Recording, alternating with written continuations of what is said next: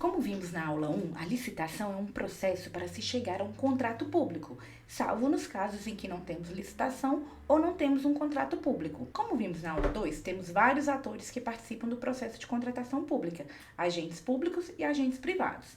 Mas por que licitar? A lei fala por que licitar quando traz os objetivos da licitação no artigo 11. É importante saber os objetivos porque eles vão te chamar a atenção de itens importantes quando você estiver fazendo ou participando de uma licitação. O primeiro objetivo fala da necessidade de se escolher a melhor proposta para a administração pública. Lembrando que melhor proposta não necessariamente é aquela mais barata. Inclusive, o inciso 1 fala da necessidade de ser vantajosa do ponto de vista do ciclo de vida do objeto. Ou seja, não basta analisar o preço, mas sim o impacto ao longo do prazo da contratação. Um exemplo clássico são as impressoras. Sabe aquela impressora baratinha que você compra e depois gasta muito mais dinheiro para colocar tinta todo mês? É sobre isso.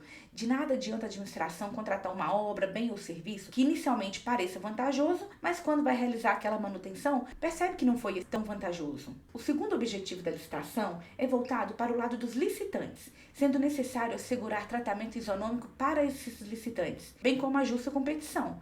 Isso significa que a licitação não deve ser realizada com o intuito de beneficiar essa ou aquela empresa. Tratamento isonômico e justa competição significa que o processo deve garantir que todos os licitantes tenham as mesmas condições de competir, sem favorecimento. Exemplo, em uma licitação para serviços de limpeza pública, a administração deve garantir que empresas, independente de seu porte, sejam pequenas ou grandes, tenham as mesmas oportunidades de apresentar suas propostas e competir de forma justa. O terceiro objetivo fala que a licitação visa evitar contratações com sobrepreço ou com preços manifestamente inexequíveis e seu perfaturamento na execução dos contratos. Lembra que a gente mencionou que no artigo 6º a lei traz as definições? A lei fala o que seria sobrepreço e o que seria superfaturamento. Veja que uma das diferenças básicas é que o sobrepreço ocorre quando o valor superior é orçado pela administração. No caso do superfaturamento, o dano efetivamente ocorreu, ou seja, já houve a licitação e durante a execução contratual, você verifica que você efetua o pagamento de itens que a empresa não entregou ou que entregou com baixa qualidade,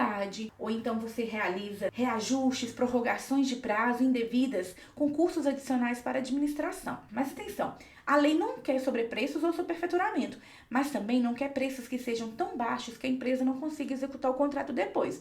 É o que chamamos de inexequibilidade. Quem nunca ouviu falar do licitante coelho? Em pregões eletrônicos, o termo licitante coelho se refere a uma prática onde uma empresa oferece um preço extremamente baixo, ou seja, ela mergulha aquele preço para ganhar a licitação, mas sem a intenção de executar o contrato. Então, a empresa desiste da proposta para beneficiar o segundo colocado. O artigo 59, parágrafo 4º da nova Lei de Licitações determina que, no caso de obras e serviços de engenharia, são considerados inexequíveis aquelas propostas dos licitantes que forem inferiores a 75% do valor que a administração orçou lá na fase de planejamento. Na lei antiga, havia uma conta complexa para chegar na inexequibilidade. Agora, você vai direto a esse percentual de 75% do valor orçado pela administração. E lembrando que, se o valor já está abaixo de 85%, é necessário que o licitante apresente garantia adicional. E nós temos vídeo no canal falando sobre o tema.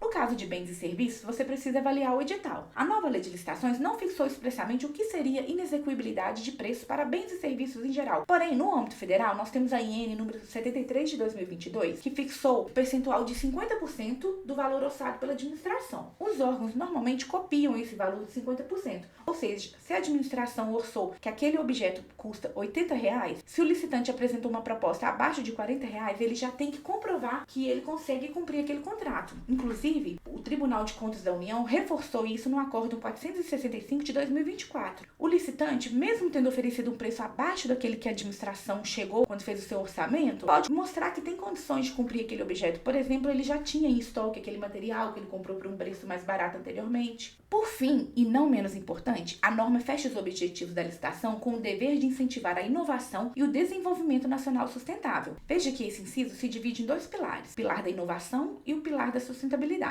No que se refere à inovação, temos como exemplo das inovações nas contratações integradas, quando a empresa pode trazer soluções inovadoras para melhor execução do objeto. Imagine o caso de uma construção de um hospital.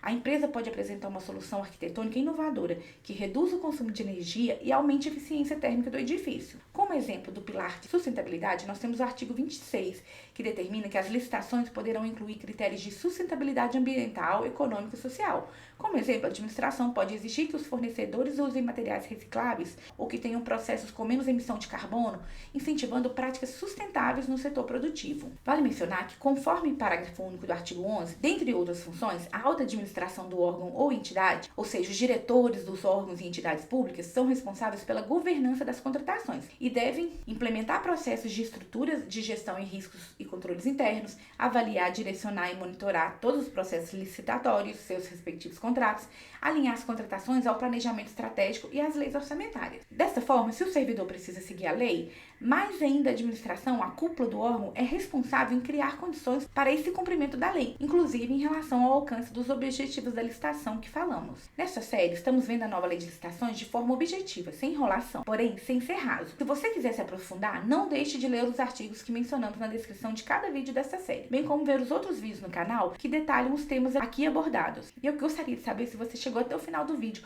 Comenta aqui pra mim, Licitante Coelho. Eu agradeço por comentar, dar o like e se inscrever no canal. Até o próximo vídeo.